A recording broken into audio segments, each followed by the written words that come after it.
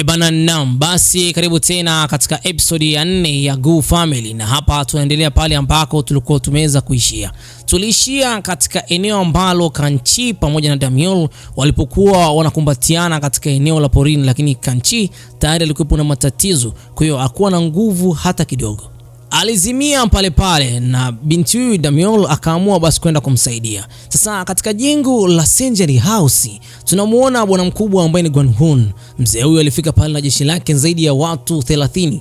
Watu wote walikuwa wanataka mahali pa kwenda kulala. Sasa katika jengo hili vyumba vilikuwa tayari vimeshaweza kuisha. Kwa hiyo Taeso aliwaeleza waziwazi kwamba samanini sana, katika jengo letu vyumba vyote vimejaa na wageni wote tayari walikuwa wameshalipa pesa zao. Kwa siwezi kwenda kuwanyang'anya vyumba hivyo kwa nguvu huku nikiwa nimefanya vibaya, na ni sheria ambayo baba yangu mzazi tayari alikuwa ameshaweza kuitengeneza. Mzee huyu akatumia mabavu yake akamwambia kwamba Taeso, na kuamuru uende kuwafukuza watu wote katika vyumba hivyo.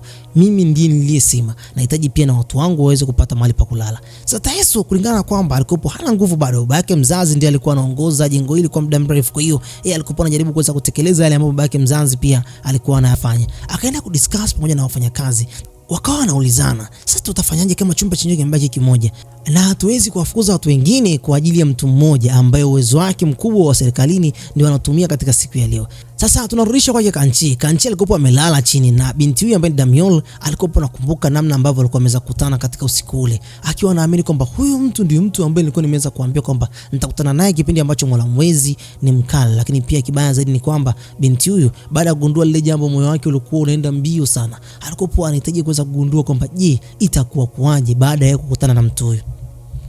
Basi dakika za mwisho kabisa Gon alifika pale na kuanza kumwamsha Kanchi, lakini mvurugu kama kawaida, mafahali wawili hizo kazi zimoja.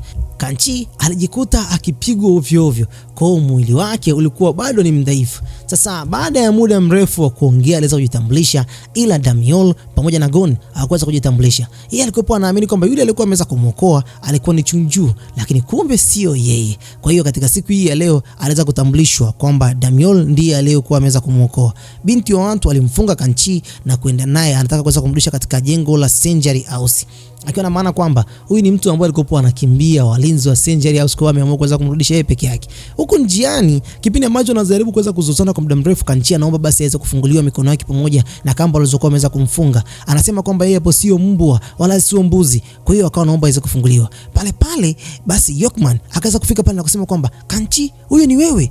Kule kwenye jengo la Century House hali si shwari. Hawa ni wakina nani kwanza? Akaanza kusema kwamba hawa ni marafiki zangu. Huko katika jengo la Century House hali si shwari mzee. Taeso anazidi kushurutishwa na anazidi basi kutishiwa, anaikiwa mpaka upanga. Mama yake mzazi baada ya kuweza kupewa zile taarifa na Dobdona. Sasa Dobdona aliweza kumpelekeza taarifa na kusema kwamba hata Kanchi mwenyewe hayupo. Basi si ndo biti ambaye ni Junju aweze kusikia kwamba Kanchi hayupo. Baada ya kuulizia pale, mama yake mzazi akaanza kujisikia kwamba ana hatia katika lile jambo. Kanchi, mama yake mzazi ndio alikuwa ameweza kuamuru walinzi wake waweze kumfukuza katika lile jengo. Sasa Kanchi yeye bado yupo na kina Damiol, na Damiol bado anazidi kujielezea kwa Yokman. Yokman anamwambia kwamba kule katika jengo hali si shwari. Basi mwanamke huyu akafika pale na kuanza kumwomba msamaha. Huyu ni mmoja kati ya waziri anayeaminika sana, bwana mkubwa wa Gwan-Hun. Sasa hapo mwanamke huyu baada ya kuweza kuongea naye kwa muda mrefu, sasa katika dakika za mwisho kabisa akaamua kupiga na magoti. Sasa mtoto wake wa kike akafika pale na yeye pia akawa anamtafuta mama yake mahali ambako alipo, kwa sababu mama yake kwa mpiga magoti, kwa hiyo kuweza kumuona haraka. Huyu mzee ambaye ni Gwan-Hun akamtamani huyu mtoto, lakini kidogo hivi Kanchi naye akawa ameweza kufika katika lile eneo. Baada ya Kanchi kuweza kufika, upepo mkali uliweza kuvuma katika lile eneo. Nimekwambia tangu hapo awali, hawa watu nguvu zao ni za ajabu sana, hata upepo unaogopa. Baada ya upepo kuweza kuvuma, alimuomba Taeso samahani kwa kuweza kuchelewa, lakini Taeso pale akamwambia kwamba mara nyingi sana umekuaga ukichelewa. Hapo Taeso akapata tabasamu. Inamaanisha kwamba Taeso anamuamini sana Kanchi, na Kanchi alikuwa tayari ameshafika pale na akaanza kusikilizwa yeye, maana yeye ni kama vile mtoto wa tatu wa familia hii na amekuwa akisikilizwa sana. Huku Gon pamoja na Damiol wakawa wanajiuliza, sikuamini kama mtu huyu angeweza kufika haraka sana katika hili jengo. Sasa basi Kanchi akamwambia waziwazi huyu mzee Gwan-Hun kwamba katika hili jengo mimi ndio ninahusika na wageni wote, kwa hiyo kama umeshapewa taarifa kwamba hakuna vyumba, naomba usepe. Mama akawa anaogopa sana yale maneno ya Kanchi. Huyu mzee akajaribu kuweza kubishana naye, akamwambia kwamba mimi sijali wewe ni mtu wa namna gani, una cheo gani, ila nakuamuru uweze kuondoka. Gwanhun akawaamuru walinzi wake dakika za jioni kabisa kwamba naomba muweze kumshika mtu huyu. Basi wakaanza kumnyoshea panga, huku binti wa watu ambaye basi ni Damiol akawa anaamini labda Kanchi anaweza basi akawa anaweza kutetereka. Sekunde za jioni kabisa aliwapiga kila mmoja wapo teki ta. Sekunde za mwisho kabisa akaweza kushika upanga wake shingoni kwa mmoja kati ya mlinzi, na mlinzi hapo akaambiwa, je, niendelee nishushi hiyo shingo yako? Bangili yake ikaendelea kung'aa. Mlinzi huyu wa kwake Bwana Gun aliweza kuliona lile jambo. Hapo aliweza kugundua kwamba kuna kitu ambacho ni cha siri, ila kuweza kutilia maanani sana. Kundi zima liliweza kuamini kwamba Kanchi ndio mtu ambaye anaweza kaokoa. Tabasamu likarejea tena kwa mara nyingine tena. Kisha huyu mzee akaja akafuatwa pale na askari mmoja ambaye askari huyu ni mmoja kati ya askari ambao ni vierere. Akamwambia, bwana kiongozi, nimefika hapa baada ya kusikia taarifa kwamba umefika hapa, tumeshakuandalia chumba. Twende bwana. Wakaweza kuondoka. Lakini baada ya kuweza kuondoka, waliondoka pale na mawazo mengi sana mioyoni mwao. Siku ya kesho yake, bwana mkubwa ambaye ni Lord Park, baada ya kuweza kupewa zile taarifa, aliwalaumu sana Kanchi. Akawa ni mmoja kati ya mtu ambaye anajaribu kuweza kubalance mizani na akaweza kusema ukweli kwamba mama mzazi ambaye ni mama yake akina Tainso alikuwa ameweza kuwashurutisha walinzi waweze kumkimbiza huko msituni, na ndio maana basi akuepo nyumbani. Kibaya zaidi kwamba huyu mzee anamwamini sana Kanchi na akagundua kwamba Kanchi anamdanganya, kuna ukweli ambao alikuwa ameamua kuweza kuuficha. Tainso pamoja na mama yake wakaplani kwamba bwana mkubwa ambaye ni Lord Park aende kuomba msamaha kwa huyu mzee ambaye ni Gwanhun. Sasa walipofika katika nyumba ambayo Gwanhun alikuwa anapata burudani, Gwanhun aliwasubirisha kwa muda mrefu sana, mpaka ikafika muda ambao basi hao wanawake waliokuwa pale ndani wakamwambia, basi mheshimiwa, watu wamekaa pale nje sana wanakusubiria wewe. Lakini huku katika nyumba ambayo ni ya Senjari House, mama mzazi wa kwake Taiso anamchana Kanchi na kumwambia kwamba nilikwambia usirudi tena katika hili jengo. Kwa nini unisikilizi? Nimeshakwambia kwamba wewe sio binadamu wa kawaida. Mama anaongea kinoma noma. Kuanzia ufike katika nyumba hii, umekuwa ni mmoja kati ya mtu ambaye unaleta vurugu kila siku. Wewe sio binadamu. Na ukijua kwamba hata baba yako na mama yako mzazi hawajulikani. Kanchi ajisikia vibaya, lakini baada ya hapo mwanamke huyu kuweza kuongea kwa muda mrefu sana, aliamua kuweza kusepa. Sasa mchana kidogo tena mambo yalivyokuwa yanazidi kusonga mbele, akaja kukutana na kundi zima la wanawake ambao walikuwa wameongoza kumletea vitambaa mbalimbali kwa ajili ya gauni lake la harusi. Miss Chongju basi alikuwa anatabasamu sana. Kanchi alijisikia vibaya na kisha akaamua kutoka zake nje. Huku nje sasa alipokuwa ameenda kukaa, akakutana tena na Damiol. Damiol akaambia kwamba kumbe kilichokuwa kimekufanya uweze kukimbizwa na wale walinzi ni swala zima la wewe hapo kuweza kudate na mtoto wa bosi. Basi binti wa watu akaona kabisa kama Kanchi hayupo sawa.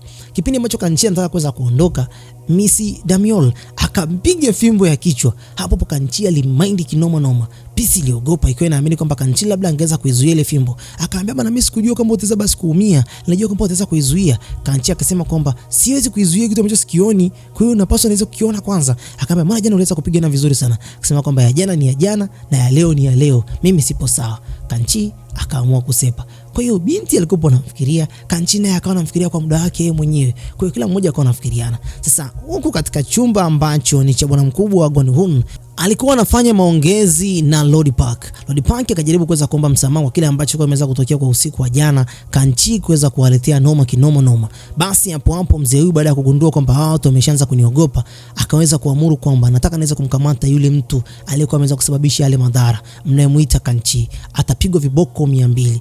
Sasa Lord Park akawa anasema kwamba viboko 200 uaga wanapigwa watu waliokuwa wameweza kufanya mauaji. Je, tutampaje mtu adhabu ya mauaji kwa kosa ambalo la kawaida? Mzee akasema kwamba kama sivyo basi na kuamuru kwamba nitamchukua yule binti yako mmoja wa kike. Huyo binti ndio mtu ambaye ninamhitaji. Au kama itakupendeza basi Lord Park akawa anajaribu kuweza kumuomba kwamba nitakulipa chochote kile ambacho nakitaka. Lord Park ni mmoja kati ya mtu ambaye alikuwa tajiri sana kwa kipindi hicho. Sasa huyo mzee Gwanhun akasema kwamba chochote kile ambacho mimi nakitaka, basi ukijua kwamba basi naitaka ile Senjari House. Hapo mzee aliogopa kinoma noma. Yaani alitaka nyumba yake ili aende basi akaishi pale. Yaani yeye ndio awe mmiliki. Kama sivyo basi namhitaji binti yako. Mzee huyu alikuwa na tamaa sana na wanawake. Akakumbuka maneno ya kwake Sheriff. Sheriff alishakuwa ameshaanza kumwambia kwamba usikae uweze kubishana naye kwa kile ambacho atakuwa anakitaka. Ujaribu kuweza kupindisha yale maneno yake kwa kile ambacho anakihitaji. Mzee akasema kwamba utanipiga hivi viboko 200 mimi. Sihitaji mtu mwingine aweze kupata adhabu kwa sababu mimi hapa ndio mzazi wa hao watoto. Wakati wa kuondoka, kipindi ambacho walivyokuwa na sepa, wakakaa chini pamoja na mmoja kati ya mlinzi wake, wakapanga kwamba wafanye mchakato wa kwenda kumuua huyu mzee na madhara yote au lawama zote apewe Kanchi, kwa sababu yeye alichokuwa anakihitaji ni kuweza kuadhibu wale watu ambao walikuwa wanahitaji na kuweza kupata yale maslahi yake. Lakini kibaya ni kwamba huyu mzee Lodi Park ameweza kucheza tofauti katika eneo la draft. Huku sokoni, Kanchi akawa anamfuatilia bwana mkubwa Gun pamoja na Damiol, lakini ghafla akawa ameweza kuwapoteza mahali ambako walikuwa wameweza kutembea. Kumbe walikuwa wanamwangalia katika eneo la nyuma kidogo. Basi baada ya muda mrefu kuweza kukaa pale, akashangaa kuweza kumuona Ma Byung-chul pamoja na kundi lake wakiwa wanazidi kuwashurutisha watu mbalimbali katika soko. Hawa watu walikuwa wanamuogopa sana. Baada tu kuweza kumuona Kanchi akafanya mchakato wa kuweza kukimbizana nao. Lengo lake kuu ni kuweza kuzirudisha zile pesa kwa wale watu. Hasa Damiol alikuwa amekaa pembezoni tu, anashangaa ghafla Kanchi huyu hapa akawa analeta noma. Akaja akawapigisha magoti katika soko, akaambia kwamba lipeni pesa zote ambazo ngome wameweza kuwanyang'anya watu. Lipeni pesa zote. Wakawa wameweza kuzitoa zile pesa zote katika lile eneo, na watu wote katika lile eneo wakawa wanamwamini sana Kanchi. Kila mmoja akawa mpanga mstari pale kwa lengo tu Kanchi aweze kumrudishia kiasi chake cha pesa ambacho walikuwa wameweza kunyang'anya na wao watu. Kila mmoja anataja pesa yake aliyokuwa ameweza kunyang'anywa. Watu wakaanza kumsifu Kanchi pale. Sasa kipindi ambacho walipokuwa wameweza kukaa pale, Sojung naye pia alikuwepo, na Damiol aliweza kumuona Sojung, akamkimbilia katika eneo la kona na kwenda kumuuliza maswali mawili matatu. Ndipo akamwambia kwamba mzee wangu unanikumbuka? Basi Sojung akamwambia kwamba endapo nitakutana na mtu mara moja siwezi kumsahau. Akamwambia kwamba je, vipi kuhusiana lile jambo ulikuwa umeweza kuniambia? Basi Sojung akamwambia kwamba naomba tu nikwambie waziwazi, kuwa makini binti, naomba umuepuke mtu huyo mtu hataweza kusababishia madhara, kama sio wewe au yeye anaweza akafa. Basi binti akasema mimi nitakufa.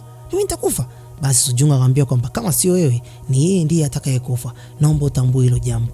Basi Damiol alipata mawazo sana, akiwa anajaribu kuweza kushangaa lile jambo lilivyokuwa linazidi kumuumiza moyo wake. Basi nyakati za usiku, baada ya Kanchi kutoka kule sokoni, akakutana yule mzee ambaye ni msaidizi mkuu wa Lodi Park. Akampatia pale pombe, na kisha kila mmoja katika eneo hili waga anamuitaga baba, kwa sababu yeye hapo anaga baba, yeye anamuita baba, nimekuletea pombe yako. Mzee akawa anampenda kinoma. Mara ghafla akaona kwamba Lodi Park pamoja na familia yake walikuwa wanajipatia chai nyakati za usiku. Kulikuwa kuna baridi kidogo. Lodi Park alikuwa anajaribu kuweza kuongea na familia yake, lakini kibaya zaidi ni kwamba wakajaribu kuweza kumwambia bwana mkubwa ambaye ni Taeso, je, hivi wewe uonaje wanawake? Mbona uleti mwanamke katika familia yetu? Taeso akawa anajaribu kuweza kujitetea pale, lakini pia mama yake naye akasema kwamba sikushangai, hata baba yako naye pia alikuwa ni muoga, alikuwa anaonea aibu sana kwa siku ya kwanza. Basi katika nyakati hizo huyu bwana mkubwa ambaye Kanchi alikuwa anaangalia kwa mbali akiwa anafurahi sana. Mlinzi akamkuta pale, akamwambia kwa nini unaangalia hivyo? Akasema kwamba mimi muoga na ninatabasamu na ninapata amani sana kipindi ambacho naiona familia yangu, watu walionilea, watu ambao nimekuwa nao wakiwa wana furaha. Basi nyakati hizo huku usiku wa manane, Damiol alikuwa anapiga mazoezi akikumbuka yale maneno ya yule mzee kwamba endapo mmoja wenu mtakubali kuweza kuungana, basi mmoja wenu anaweza akafa. Msikubali kuweza kuungana. Damiol akawa anaitambua ile siri kwamba inawezekana huyu mtu ndiye mtu ambaye ni sahihi, Kanchi. Na yale maneno pia Kanchi atakulinda wewe, yamekuwa ni maneno ambayo anajirudia, akiwa anaamini kwamba wewe ndio mtu ambaye pia alishawahi kuweza kumlinda akiwa utotoni, akiwa mdogo alikuwa anatang'atwa na mbwa. Basi Kanchi katika usiku huo pia aliweza kukutana na Damiol baada ya kuweza kupiga panga nyingi sana za mazoezi pale. Sasa kulingana na yale mawazo ambayo Damiol alikuwa nayo kichwani mwake, akamuuliza bwana mkubwa ambaye ni Kanchi, hivi ulishawahi kuniona katika sehemu nyingine hata siku moja? Kanchi anasema kwamba sijawahi kukuona mbona.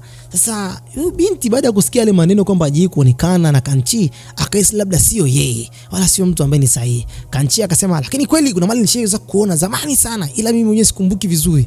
Basi Damiol akaanza zake kusepa, kutaka kuweza kutilia maanani sana, kwa hiyo akaamua kusepa. Kipindi anasepa sasa, hapo Kanchi aliweza kushtuka baada ya kuweza kuona silaha ilikuwa imeweza kurushwa. Akainama chini chap, akaweza kumwokoa huyu binti. Kisha akamwona ninja aliyekuwa basi anakimbia juu ya dari. Sasa katika nyumba ambayo bwana mkubwa Lodi Park alipokuwa ameweza kukaa, aliweza kushtuka sana baada ya kuweza kuona taa zake zote zilikuwa zimeweza kuzima.